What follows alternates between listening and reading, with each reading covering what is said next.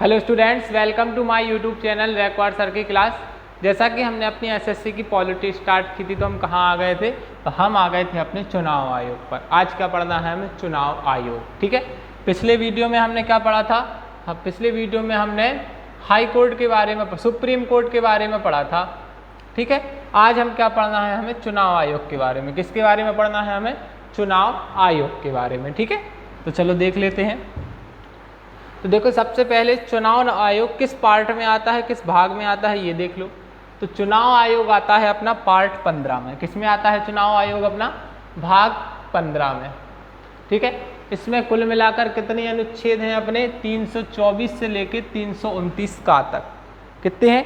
324 से लेके 329 का तक, ये अपने इतने अनुच्छेद हैं। ठीक है, और इसकी स्थापना कब हुई थी?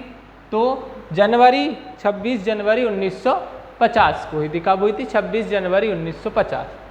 देखो, नोट में एक बात याद रखना कि 26 नवंबर 1949 को अनुच्छेद 324 लागू किया गया। कब? 26 नवंबर 1949 को क्या लागू किया गया? अपना अनुच्छेद 324। ठीक है, इतनी बात याद। अब देखो इसमें क्या कहा गया, और अनुच्छेद 324 में ये भी देख लो। चुनाव को, किसको? चुनाव को पीड़ित वर्ग का हथियार अंबेडकर साहब ने कहा।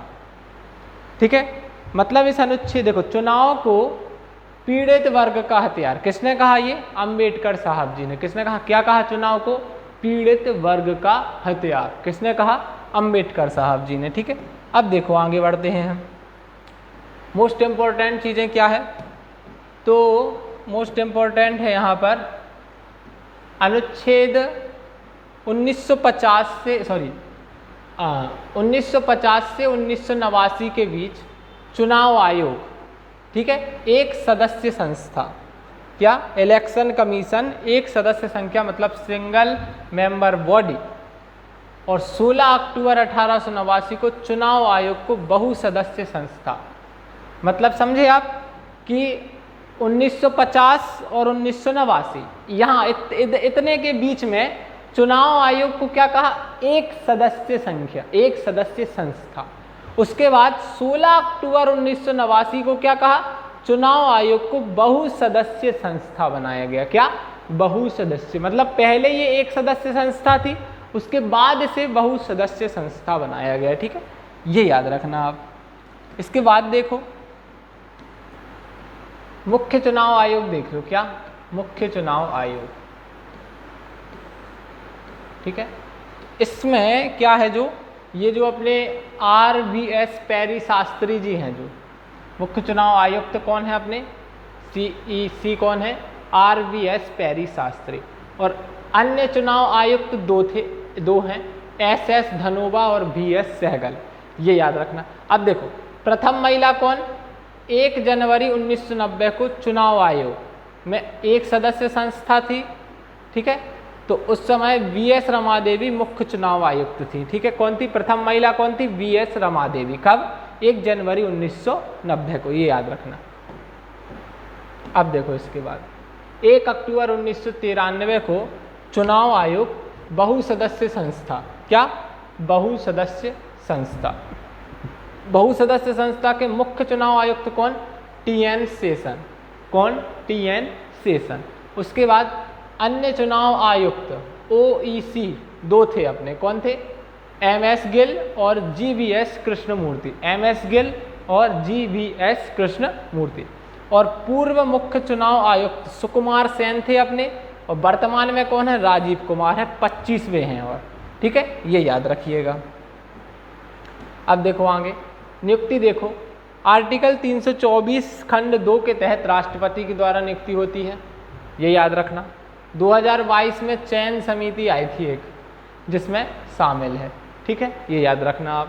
और प्रधानमंत्री, मुख्य न्यायाधीश, लोकसभा अध्यक्ष की सलाह पर नियुक्ति करता है कौन? राष्ट्रपति। ये याद रखना आप। ठीक है ना। अब इसके बाद देखो कार्यकाल देख लो।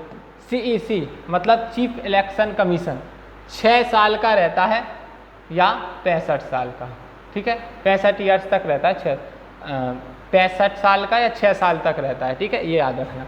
या और OEC अदर इलेक्शन कमीशन का 6 साल का रहता है या 62 साल का। ठीक है, ये याद रखना आप। इतनी बात क्लियर हो गई। ठीक, अब आगे बढ़े हम, आगे देख लो। इसके आगे आ जाएगा क्या कि कार्य देखो, कार्य क्या होते हैं इनके। नंबर 1 तो मतदाता सूची तैयार करना, नंबर 2 राजनीतिक पार्टियों को मान्यता देना, नंबर 3 चुनाव चिन्ह देना। और नोट में क्या है कि चुनाव की घोषणा राष्ट्रपति के द्वारा दी जाती है। किसके द्वारा? राष्ट्रपति के द्वारा। ये आपको पूरी तरह से याद रखना है। ठीक है, अब देखो शायद इसमें थोड़ा सा और बचा होगा। अब देखो चुनाव करना, तो मतलब जो चुनाव कराना है ना, वो निम्न के लिए होता है। देखो राष्ट्रपति के लिए होता है, उपराष्ट्रपति के लिए होता है, लोकसभा के लिए होता है, राज्यसभा के लिए होता है, राज्य विधानसभा के लिए और राज्य विधान परिषद के लिए। ठीक है, चुनाव कराना, इनके लिए चुनाव कराना पड़ता है। अब देखो नोट में देखो, स्थानीय चुनाव राज्य चुनाव आयोग स्थानीय चुनाव किसके द्वारा? राज्य चुनाव आयोग के द्वारा। और आर्टिकल 243 के क्या कहता है अपना? पंचायत राज एवं नगर पालिका है इसके अंतर्गत। ठीक है, अब देखो मत, वोट देने का अधिकार है, वो राजनीतिक अधिकार है और संवैधानिक अधिकार नहीं है अपना। राजनीतिक और संवैधानिक में अर्थ समझाया था मैंने आपको। तो वोट देने का जो अधिकार है ना, वो राजनीतिक अधिकार है, संवैधानिक अधिकार नहीं है, ये याद रखना आप। अब देखो आर्टिकल 325 क्या कहता है और 326 क्या कहता है। आर्टिकल 325 कहता है कि किसी भी नागरिक को उसकी जाति, धर्म, वंश, लिंग, जन्म स्थान आदि के आधार पर मतदाता सूची में ना तो शामिल किया जाएगा और ना ही निकाला जाएगा। मतलब ऐसा नहीं होगा किसी भी प्रकार का भेदभाव करके हम उसको निकाल लें। ठीक है, ये याद रखना है आपको।